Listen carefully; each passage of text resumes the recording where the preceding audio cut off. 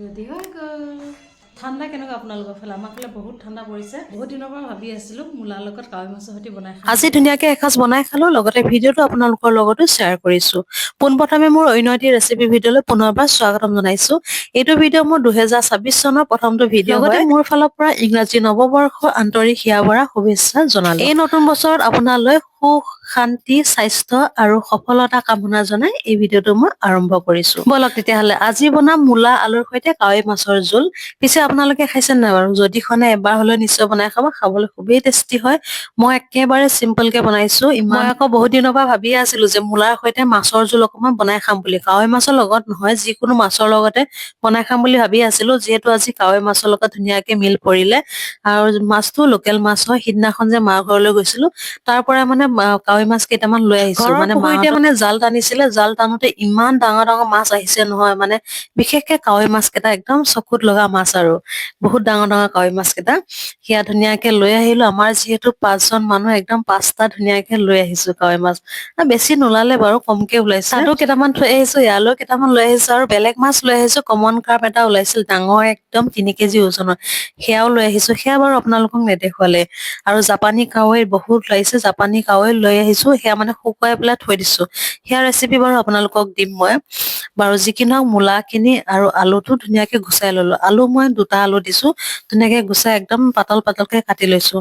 আৰু আনফালে মাছখিনি মই নিমখ হালধি লগাই ৰেডি কৰিয়ে ললোঁ। এতিয়া মই মছলাখিনি ৰেডি কৰিম। মছলাৰ ভিতৰত মই ইয়াতে দিম পিঁয়াজ এটা, ডাঙৰ চাইজৰ পিঁয়াজ এটা কাটিছোঁ, লগতে আদা, নহৰু, গোটা জিৰা দিছোঁ, গোটা ধনিয়া আৰু চফ গুটি কেইটামান দি দিছোঁ, লগতে আজৱাইন। এইখিনি ধুনীয়াকে এটা পেষ্ট বনাই ল'ম। এয়া দেখিছেনে, ধুনীয়া এটা মিহি পেষ্ট বনাই ললোঁ। লোৱাৰ পাছতে আনফালে এটা কেৰাহীত মই অকনমান মিঠাতেল দিছোঁ। মিঠাতেল খিনি গৰম হোৱাৰ পাছতে মাছখিনি এনেধৰণে এপিচ এপিচকে দি ধুনীয়াকে ফ্ৰাই কৰি যাম। আপোনালোকে এনেধৰণে এবাৰ বনাই খাবচোন, খাবলৈ খুবেই টেষ্টি হয়।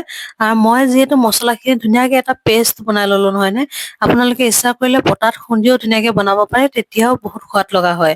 এয়া মাছখিনি ধুনীয়াকে একদম ফ্ৰাই কৰি ললোঁ। বেছি ৰঙচুৱা হোৱাকে ফ্ৰাই কৰা নাই, অকনমান ঢিলা ঢিলাকে ৰাখিছোঁ। মাছখিনি ইলুটি সিলুটিকৈ লুটিয়াই দিয়া পাছতে এতিয়া মই এখন প্লেটত ধুনীয়াকে উলিয়াই ল'ম। এয়া দেখিছেনে, আৰু মাছ কেইটা দেখিছে নাই বাৰু, ইমান চকুত লগা নহয় নে? সিদিনাখন মাহঁতৰ ঘৰতো গৈছোঁ, একদম বৰকচু তৰকাৰী সৈতে খাইছোঁ। আজি ধুনীয়াকে বোলো মই মূলাৰ সৈতে খাওঁ। এতিয়া মাছখিনি ফ্ৰাই কৰাৰ পিছত এখন কাঁহীত উলিয়াই লৈ একেখিনি তেলতে কেইটামান পাঁচফোৰণ দিছোঁ, লগতে বনাই লোৱা মছলাখিনি ধুনীয়াকে দি দিছোঁ। এইখিনিও ধুনীয়াকে একদম কিছু সময় এনেধৰণে লৰাই লৰাই ভাজি থাকিব লাগিব। ভাজি ভাজি যাতে একদম কেঁচা গোন্ধটো গুচি যায় আৰু তেল এটা বিৰিঙি উঠে, তেনেকুৱাতে মই ধুনীয়াকে চামুচ দিছোঁ হালধি পাউডাৰ। হালধি পাউডাৰ খিনি এনেধৰণে অকনমান লৰাই লৰাই ভাজিব লাগিব। ইয়াত মছলা এতিয়া দিয়া কোনো প্ৰয়োজনে নাই। মই মছলাখিনি ধুনীয়াকে পেষ্ট বনাই লৈছোঁ। এয়া দেখিছেনে, ধুনীয়াকে একদম ভজাৰ পিছতে মই কাটি লোৱা মূলা আৰু আলুখিনি দি দিছোঁ। সোৱাদ অনুসৰি অকনমান নিমখ দি এইখিনি কিছু সময় এনেধৰণে লৰাই লৰাই ধুনীয়াকে ভাজি ল'ব লাগিব, তেলতে যাতে একদম ধুনীয়াকে আধা সিজা হৈ যায়। ঢাকনখন লগাই লগাই মই একদম মিডিয়াম টু ল' ফ্লেমত ধুনীয়াকে ভাজি আছোঁ এইখিনি। এয়া দেখিছেনে, কিছু সময়ৰ পিছতে ঢাকন আঁতৰাই চাইছোঁ, ধুনীয়াকে লাহে লাহে হৈ আহিছে। আৰু অকনমান পানী ছটিয়াই দিছোঁ, যিহেতু কেৰাহীত লাগিব ধৰিছে, সেই গতিকে অকনমান পানী ছটিয়াই দি আৰু অলপ সময় সিজাম। মূলা আৰু আলুখিনি খুব ধুনীয়াকে সুন্দৰভাৱে সিজিব লাগিব নহয়। কিছু সময়ৰ কাৰণে ঢাকনখন লগাই থৈছোঁ। ঢাকনখন পুনৰ আঁতৰাই মই মূলা আৰু আলুখিনি অকনমান চেক কৰিম।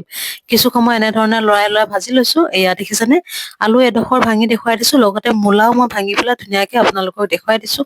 খুব ধুনীয়াকে সিজি গৈছে। এতিয়া মই ইয়াতে দি দিম পানী। যিহেতু মাছখিনি সিজাব লাগিব, পানী মই 2 গিলাচ দি দিছোঁ। আপোনালোকৰ মানুহ যিমান হয় সিমানটো পৰিমাণে দি দিলে হ'ল। এতিয়া মই ইয়াতে মাছখিনি দি দিম, ফ্ৰাই কৰা মাছখিনি। তৰকাৰীখিনি অকনমান ধুনীয়াকে উতলি আহিছে, তেনেকুৱাতে মই মাছখিনি দি দিছোঁ। আৰু মাছখিনি দিয়াৰ পিছতে কিছু সময় লৰাই ঢাকোনখন পুনৰ মই লগাই থৈ দিম। 10 পৰা 15 মিনিট ধুনীয়াকে উতলিব দিম। উতলি উতলি যাতে মাছো সিজি যায়, মাছৰ ধুনীয়া এটা ৰস ওলাই, তেতিয়ালৈকে উতলাই ললোঁ। লোৱাৰ পাছতে মই ফিঙি জলকীয়া, পকা আৰু কেঁচা ফিঙি জলকীয়া ধুনীয়াকে কাটি পেলাই দি দিছোঁ। অকনমান জালুকৰ গুৰি দিছোঁ। জালুকৰ গুৰিটো হ'লেহে খাবলৈ বেছি ভাল পাওঁ। জালুকৰ গুৰিখিনি দিয়াৰ পাছতে কিছু সময় লৰাই একেবাৰে শেষত মই ধনিয়া পাত দি দিছোঁ। এয়া লাহে লাহে ৰেডি হৈ আহিছে। আৰু একেবাৰে শেষত যদি আপুনি কেঁচা আৰু পকা জলকীয়া কাটি দিয়ে ন, ইয়াৰ মানে গোন্ধটোৱে ভাল লাগি আহে। জলকীয়া যিটো কেঁচা আৰু পকা জলকীয়া যিটো গোন্ধ হয়, সেই গোন্ধটো মানে খুব ধুনীয়া লাগে আঞ্জাখনত। এয়া লাহে লাহে ৰেডি হৈ আহিছে। যদি আপুনি এনেধৰণে এবাৰ বনাই খায়, নেক্সট টাইম বাৰে বাৰে খাবলৈ মন যাব। আপুনি ইচ্ছা কৰিলে তেলতে অকণ অকণমান কাশ্মীৰী ৰেড চিলি পাউডাৰ দিব পাৰে কালাৰৰ কাৰণে। মই নিদিলো বাৰু, মই এনেকে বনাই দিলো। এনেকে খাবলৈ বেছি ভাল পাওঁ, সেই গতিকে মই ৰেড চিলি পাউডাৰ নিদিলো। মই কেইপিচমান বেঙেনা লৈ লৈছো। এয়া বেঙেনা হ'ল ঘৰৰ বেঙেনা, ধুনীয়াকে বাৰীৰ পৰা ছিঙি আনি মই ফ্ৰাই কৰি লৈছো। লগতে কেঁচা জলকীয়া দুটা লৈছো, সেই জলকীয়া দুটা মানে ঘৰৰে হয়। আৰু খাবলৈ যে কিমান সোৱাদ লগা হৈছিল নহয়।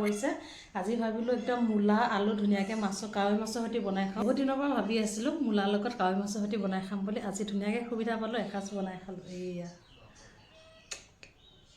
আপোনালোকে 2025 চনৰ ভিডিঅ'সমূহত ইমান ধুনীয়াকে মৰম দিছে, আঁকোৱালি লৈছে, ধুনীয়া ধুনীয়া কমেণ্ট কৰিছে আৰু সহযোগ কৰিছে।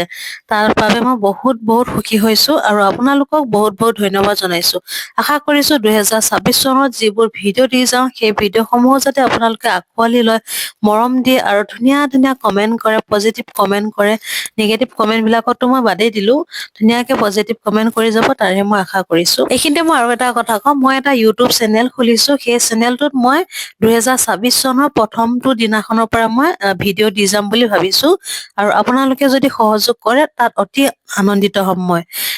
মোৰ ইউটিউব চেনেলটোৰ নামটো হ'ল ববিতা হোম কুকিং চেনেল। মোৰ ফেচবুকত যিটো নাম আছে, সেই ইউটিউবত সেইটোৱে আছে। আপোনালোকে চাৰ্চ কৰিলে সেইটো পাই যাব বাৰু। যদি ভিডিঅ'টো চাই আপোনালোকে ভাল পাইছে, তেতিয়াহ'লে এটা লাইক কমেণ্ট কৰি দিব, লগতে শ্বেয়াৰ কৰিবলৈ একেবাৰে নাপাহৰিব আৰু মোৰ চেনেলটো ছাবস্ক্ৰাইব কৰি দিব। তেন্তে আজিৰ ভিডিঅ'টো ইমানে আছিল, আজিলৈ আহিলো, বাই বাই।